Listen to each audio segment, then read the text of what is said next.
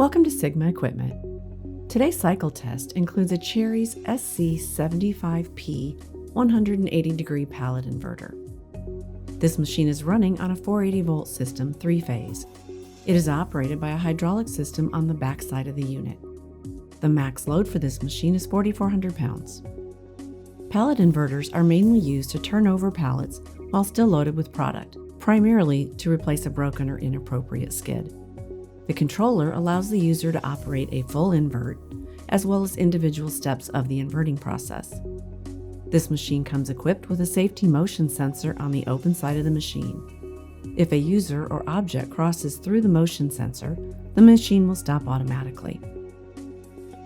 Product is loaded into the carriage on a skid. An operator will use the controller to start the invert. The jaws will clamp the product to secure the load. The carriage will then rotate 180 degrees to put the bottom skid on the top.